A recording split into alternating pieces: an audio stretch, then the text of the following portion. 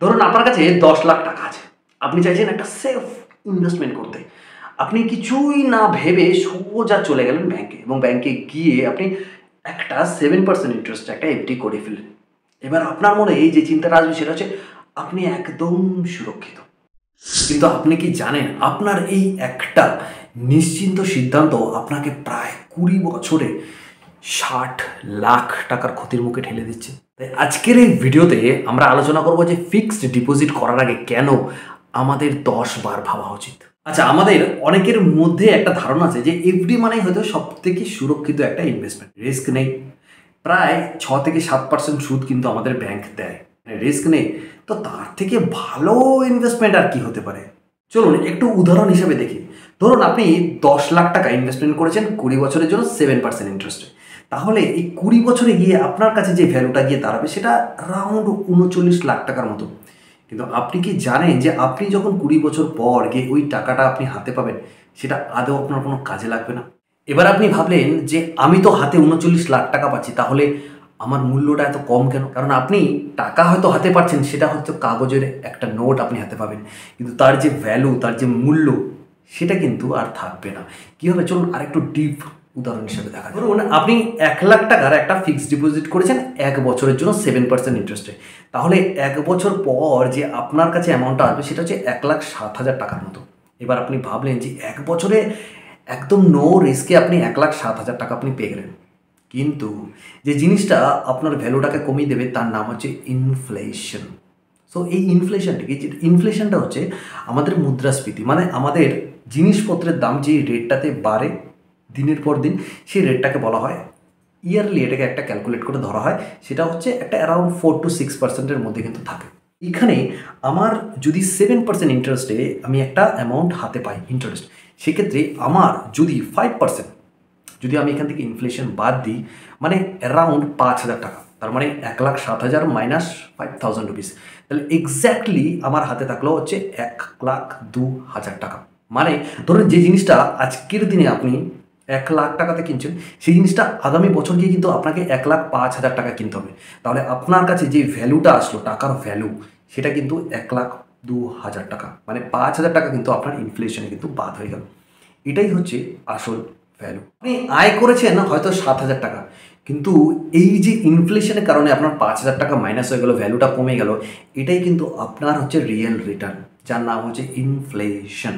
তাই এটাকে বিট করার জন্য কিন্তু আপনাকে একটা বিকল্প পথ কিন্তু বাঁচতে হবে। আপনি যখন এফডি করবেন, আপনি যে রিটার্নটা বা যে গড় রিটার্নটা আপনাকে দেওয়া হবে, সেটা কিন্তু 20 বছরের জন্য কিন্তু একদম সেম থাকবে।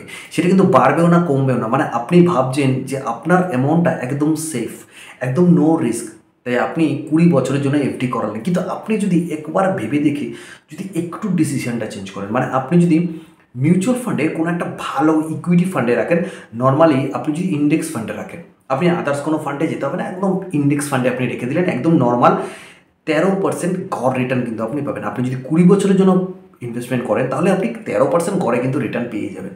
তাহলে আপনার 7% আপনি এফডিতে পাচ্ছেন, প্লাস আপনি মিউচুয়াল ফান্ডে যদি রাখেন, তাহলে সেই রিটার্নটা 6% বেড়ে যাচ্ছে। তাহলে ওই 12% যদি আপনি গড় রিটার্ন 20 বছর ধরে আপনি ইনভেস্ট করেন, মানে 10 লাখ টাকা, তাহলে কিন্তু অ্যারাউন্ড 96 লাখ টাকার কিন্তু আপনি একটা রিটার্ন কিন্তু জেনারেট করতে পারেন ওই 20 বছরে। তাহলে একবার ভেবে দেখুন, যেখানে আপনি 38 লাখ টাকা পাচ্ছেন শুধুমাত্র এফডি করে 10 লাখ টাকা, এবার আপনি 96 থেকে 38 যদি বাদ দেন, তাহলে অ্যারাউন্ড 58 ল্যাক্স, মানে অ্যারাউন্ড ফ্র্যাকশনাল কিছু নাম্বার আছে, তো 58 লাখ টাকার মতো কিন্তু আপনি লস করছেন শুধুমাত্র একটা সেফ অপশন বেছে নিয়ে। দেখুন, সবাই তো রিস্ক নিতে পছন্দ করে না, কেউ কেউ আছে যারা রিস্ক ফ্রি রিটার্ন চায়। কিন্তু কথা হচ্ছে যে এফডি কি তাহলে সবার জন্য উপকারী হতে পারে? দেখুন, যারা কম সময়, মানে খুব কম সময়ে, যারা নো রিস্কে একদম কম সময়ে একটা ভালো ইনভেস্টমেন্ট রিটার্ন পেতে চায়, এফডি কিন্তু তাদের জন্য একদম বেস্ট অপশন হতে পারে। অনেকে আছেন যারা ইমার্জেন্সি ফান্ড রাখতে চায়, সেক্ষেত্রে আপনি ব্যাংকে না রেখে আপনি সেটাকে এফডি করাতে পারেন, বছর বছর সেটাকে আপনি রিনিউ করতে পারেন। তো তার জন্য কিন্তু এফডি কিন্তু যথেষ্ট বেটার রিটার্ন কিন্তু আপনাকে দিতে পারে। কারণ ব্যাংকে যদি আপনি টাকা রাখেন, ইমার্জেন্সি ফান্ড ফেলে রাখেন, তাহলে সেক্ষেত্রে আপনি 4% রিটার্ন পাবেন। সেক্ষেত্রে যদি আপনি এফডি করান, সেক্ষেত্রে কিন্তু আপনি 7% রিটার্ন কিন্তু আপনি 1 বছরে পেয়ে যাবেন। এবং যদি আপনার ইনকাম একদমই কম হয়, আপনি কিছু কিছু টাকা সঞ্চয় করে বছরে বছরে একটু অ্যামাউন্ট বাড়াতে চান, তাহলে কিন্তু এফডি আপনার জন্য বেস্ট অপশন হতে পারে। কিন্তু একটা জিনিস মনে রাখবেন যে আপনার লক্ষ্য যদি বড় হয় এবং আপনার লক্ষ্য যদি থাকে আগামী 10 বছর বা 15 বছরে আপনি একটা বড় বাড়ি কিনবেন, একটা বড় গাড়ি কিনবেন, আপনি একটা বড় জায়গায় ট্যুর করতে যাবেন, তাহলে কিন্তু এই এফডি করে কিন্তু আপনার কিছু হবে না। সেক্ষেত্রে আপনাকে এক স্টেপ এগিয়ে কিন্তু একটু রিস্ক কিন্তু আপনাকে নিতে হবে। তো আপনি যদি এফডি না করে একটু রিস্ক নিতে চান, তাহলে আপনার কাছে কিছু বিকল্প রাস্তা কিন্তু আছে। যেমন ধরুন, আপনি একটা মিউচুয়াল ফান্ডে এসআইপি স্টার্ট করতে পারেন। আপনার কাছে যদি খুব হিউজ অ্যামাউন্ট না থাকে বা 10 লাখ টাকার অ্যামাউন্ট না থাকে, আপনি আপনার প্রত্যেক মাসের স্যালারি থেকে আপনি কিছু কিছু টাকা কিন্তু মিউচুয়াল ফান্ডের এসআইপি করতে পারেন, যেটা লং টার্মে গিয়ে মানে 10 বছর, 15 বছর, 20 বছর পর গিয়ে আপনাকে কিন্তু একটা ভালো রিটার্ন কিন্তু জেনারেট করতে পারে। আরেকটা যেটা আপনি পিপিএফ করতে পারেন, মানে পাবলিক প্রভিডেন্ট ফান্ড, যেটা হচ্ছে 15 বছর মেয়াদে আপনি চাইলে সেখানে ইনভেস্টমেন্ট করতে পারেন। আপ টু 7.1% ইন্টারেস্ট কিন্তু আপনি সেখানে পেয়ে যাবেন, অ্যাপ্রক্স, হয়তো বেশি হতে পারে এখন বর্তমানে। সেটা কিন্তু একদম মানে গভর্নমেন্ট পিপিএফ, যেটা একদম সেফ একটা অপশান। আপনি চাইলে ইএলএসএস ফান্ড কিন্তু করতে পারেন, যেটাতে আপনি ট্যাক্স ফ্রি রিটার্ন কিন্তু আপনি সেখানে পেয়ে যাবেন, যেটা 80C ধারা অনুযায়ী। আর রিটার্নও কিন্তু অনেকটা বেটার অপশন কিন্তু বেটার অপশন কিন্তু আপনাকে দিতে পারে। আপনি যদি এনপিএস করতে চান, এনপিএস করতে পারেন, যেটা আপনাকে রিটায়ারমেন্টে একটা ভালো অপশন কিন্তু আপনার জন্য বেটার হতে পারে। আপনি যদি একটু পড়াশোনা করেন বা আর একটু রিস্ক নিতে চান, তাহলে সেক্ষেত্রে আপনি সাইডে আপনি স্টকে ইনভেস্টমেন্ট কিন্তু করতে পারেন, যেগুলো ভালো ভালো স্টক, লার্জ ক্যাপ স্টকে আপনি ইনভেস্টমেন্ট করলে একটা লং রানে গিয়ে কিন্তু আপনি একটা ভালো অ্যামাউন্ট কিন্তু জেনারেট করতে পারেন।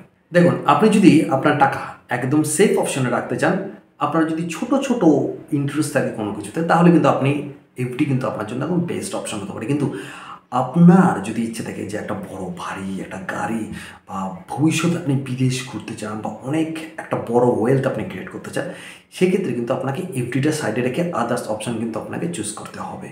তো না হলে কিন্তু আপনার সেই ইচ্ছেটা কিন্তু আপনি পূরণ করতে পারবেন না। তো আজকের এই ভিডিওতে আমরা এফডি রিলেটেড কিছু জিনিস বললাম, যে এটা হচ্ছে সবথেকে মোস্ট ইম্পর্টেন্টলি আমাদের জানা দরকার, সেটা হচ্ছে ইনফ্লেশন। কীভাবে ইনফ্লেশনের রেটটা আমাদেরকে আমাদের ভ্যালুটাকে কমিয়ে দেয়, এটি কিন্তু অবশ্যই মাথায় রাখবেন। কারণ যেই হারে জিনিসপত্রের আমাদের দাম বাড়ছে, সেই হারে ইন ফিউচারে কিন্তু এফডি আমাদের কোনো কাজে কিন্তু লাগবে না। সেক্ষেত্রে আপনি কম সময় 1 বছর বা 2 বছরের জন্য আপনি জমাতেই পারেন, সেটা পুরোপুরি আপনার নিজের উপর ডিপেন্ড করছে। তবে যদি একটু বড় ওয়েলথ ক্রিয়েট করতে চান, তাহলে কিন্তু আপনাকে অন্য অপশান বেছে নিতে হবে। তবে আজকের এই ভিডিওটা কেমন লাগলো অবশ্যই জানাবেন। আর কোনো ইনভেস্টমেন্ট রিলেটেড যদি কোনো কোয়েশ্চেন থাকে, প্লিজ আমাদের কমেন্ট করে জানাতে বলবেন না। তো চলুন, দেখা হবে নেক্সট ভিডিওতে।